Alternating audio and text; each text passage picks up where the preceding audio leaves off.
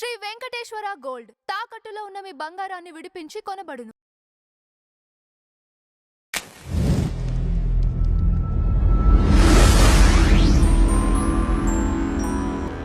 నమస్తే అండి, welcome to tree media. మనతో పాటు family counsellor, social activist Shri Krishnakumar గారు ఉన్నారు. మేడం నమస్తే. నమస్తే మేడం, శ్రీహరి గారి ఆస్తుల్ని సొంత వారే తీసేసుకున్నట్టుగా డిస్కో శాంతి గారు ఆరోపణలు చేశారు. ఇందులో వాస్తవం ఎంత? నిజంగానే ఆయన ఆస్తులు ఇలా ఎవరికి కాకుండా అయ్యాయి? అట్లా ఏం లేదండి. కాకపోతే ఏంటంటే శ్రీహరి గారు చాలా సంపాదించారు. సంపాదించింది చాలా వరకు దాన ధర్మాలు చేశారు. ఆయన దగ్గరికి ఎవ్వరు వచ్చినా సరే కాదనకుండా చేసేవాళ్ళు. పైగా ఆయనకి మొదట ఒక కూతురు పుట్టి చనిపోయిందని ఆ పాప పేరు మీద ఒక ఫౌండేషన్ పెట్టి ఒక ఫామ్ హౌస్ కొని దాంట్లో ఆ పాపకి గుర్తుగా చేసి ఆ ఫౌండేషన్ పేరు మీద చాలామందికి సహాయం చేస్తూ ఉండేవాళ్ళు. అట్లా చేశారు. అలాగే ఇంకెవరైనా ఏమైనా ఫ్యామిలీ డిస్ప్యూట్స్ వల్ల సినిమా వాళ్ళు ఎవరన్నా వచ్చి మాకు ఇట్లా ఇబ్బందులు పడుతున్నాము అంటే వాళ్ళకి హెల్ప్ చేయటము, ఇట్లా ఎవరైనా ఆయన దగ్గర వరకు వెళ్ళగలిగితే చాలు, ఖచ్చితంగా సహాయం దొరుకుతుంది అనే ఒక నమ్మకం ఉంది.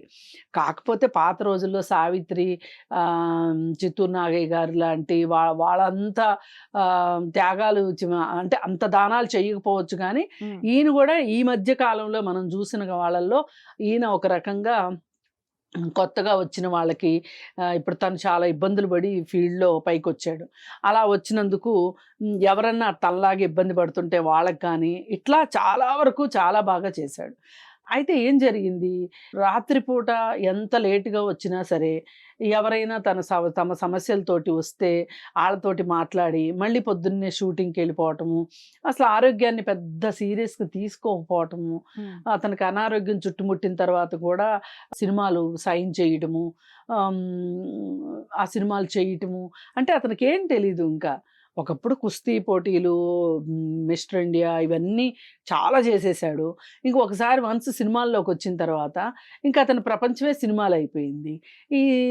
అలాగే ఎవరైనా వచ్చి సహాయం అడిగితే ఇది తప్పితే ఇంకేం తెలీదు, అట్లా ఉండేవాడు. సరే, ఈవిడ డిస్కో శాంతి కూడా పాపం తను సినిమా ఫీల్డ్ అంతా పక్కన పెట్టేసేసి ఒకప్పుడు తను చాలా కష్టపడి వాళ్ళ ఫ్యామిలీ మొత్తాన్ని పైకి తీసుకొచ్చింది తన సినిమాల్లో నటించి. ఆ తర్వాత ఏంటంటే ఇంకా ఈ సినిమాలు ఇవన్నీ వద్దు అనుకుని శ్రీహరిని ఎప్పుడైతే పెళ్లి చేసుకుందో అప్పుడు ఇద్దరు పిల్లల్ని కంటాం. ఒకసారి నేనే చూశాను. ఎట్లా అంటే వాళ్ళు ఉండే అపార్ట్మెంట్లో మా ఫ్రెండ్స్ ఉన్నారు. ఓకే. వాళ్ళ ఇంటికి నేను వెళ్తే ఇక్కడ ఎల్లారెడ్డిగూడలో కింద అన్నం తినిపిస్తుంది పిల్లలకి.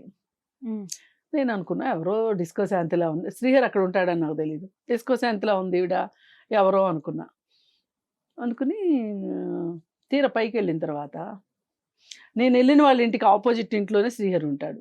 మా మధ్య ఎప్పుడు ఆ డిస్కషన్ రాలా. అనుకోకుండా ఈవిడ అన్నం పెట్టేసేసి పైకి వస్తుంది. నేను కరెక్ట్గా వాళ్ళ ఇంట్లో నుంచి బయటకు వస్తున్నా.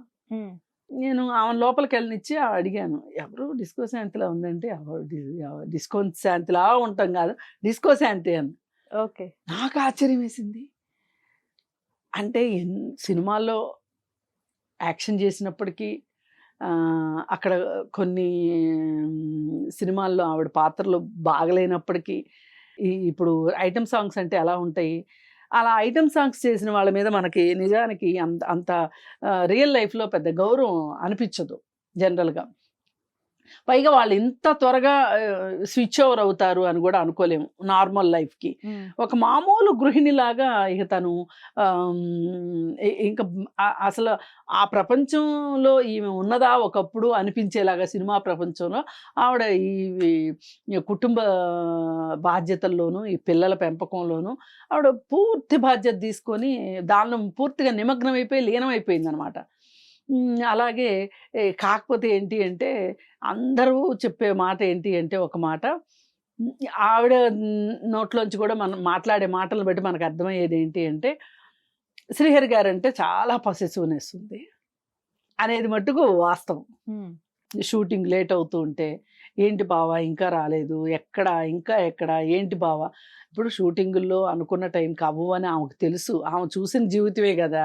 అయినా కానీ ఎందుకో అసలు కాసేపు కూడా శ్రీహరి లేకపోతే ఉండలేను అనే అంత ప్రేమను పెంచుకుంది శ్రీహరి మీద. అందుకని బాగా ఆట పట్టించేవాళ్ళంట షూటింగ్స్లో, ఏంటి ఇంకా ఫోన్ రాలేదు, ఏంటి ఇంకా ఫోన్ రాలేదు అని. ఓకే. అట్లా ఏవైనా ఆమె భార్యగా చాలా మంచి పాత్ర పోషించిందనే చెప్పొచ్చు. అంటే భర్త మీద ప్రేమ కావచ్చు, బాధ్యత తీసుకోవడం కావచ్చు, చాలా బాగానే చేసి. అయితే ఈ ప్రాసెస్లో తను పెద్దగా డబ్బులు జాగ్రత్త పడాలి, డబ్బుల విషయంలో అన్నీ నేను తెలుసుకోవాలి, కేవలం అతని మీదే పిల్లల మీదే అటెన్షన్ కాదు. మరి అతను చాలా సీరియస్గా యాక్షన్లో అంటే నటనలో ఉండిపోయాడు కదా, వాళ్ళకి ఇంకా తీరిక ఎక్కడ ఉంటుంది, మరి నేను కొంచెం ఆస్తి వ్యవహారాలు పట్టించుకోవాలి అనే ఒక ఉద్దేశం ఈవిడికి లేదు. అలాగే శ్రీహరికి కూడా ఏంటి అంటే తన ఫ్యామిలీ తోటి అటాచ్మెంట్ చాలా ఎక్కువ. బ్రదర్స్ని సెటిల్ చేయాలని, అమ్మ నాన్న బాగా చూసుకోవాలని, ఆ విషయంలో కొంచెం పొరపచ్చాలు వచ్చినాయి అని చెప్పుకుంటారు. ఎందుకంటే ఈమె పొసెసివ్నెస్కి వాళ్ళతోటి కూడా ఎక్కువగా ఇది అతి ప్రేమ వల్లే వచ్చింది, వేరే ఉద్దేశం కాదు. వాళ్ళని చూడొద్దని కానీ వాళ్ళని పట్టించుకోవద్దని కానీ ఆవిడ ఉద్దేశం కాదు. కానీ ఆవిడ ఉద్దేశం ఏంటి అంటే నా శ్రీహరి నాకే చెందాలి. ఆమె అసలు పిల్లల దాకా కూడా ఆలోచించిందో లేదో తెలియదు, తనకే నాకే చెందాలి నా శ్రీహరి అన్నట్లుగా.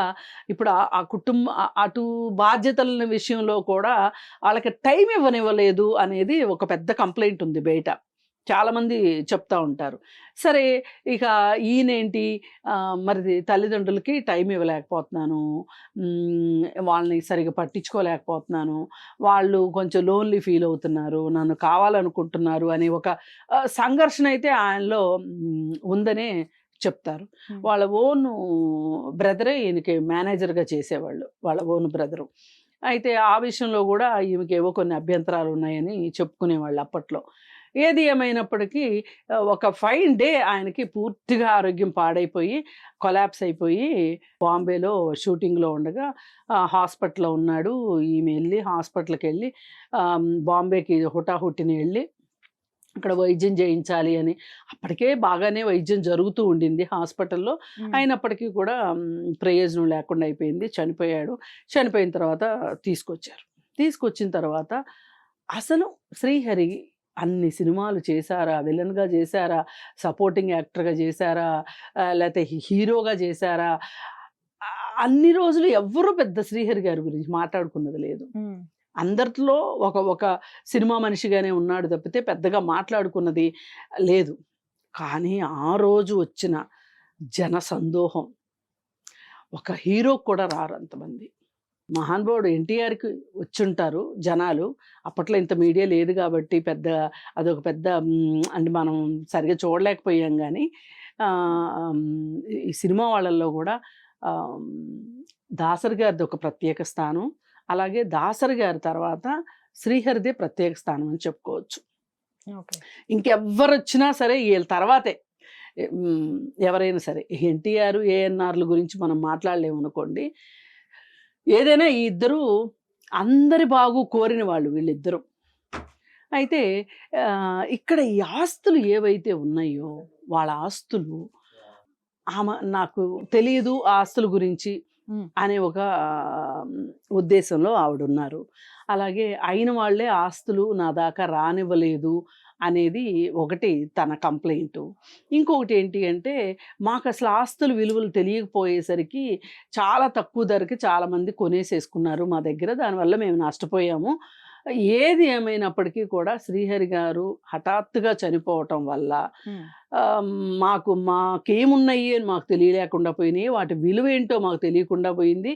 ఇవన్నీ చూసే వాళ్ళకి ఏంటంటే మాకు చాలా డబ్బు ఉంది, అందుకే వీళ్ళకి అసలు ఏమీ లెక్కలేదు, పట్టించుకోరు వీళ్ళు ఆస్తుల గురించి అని అనుకుంటారు.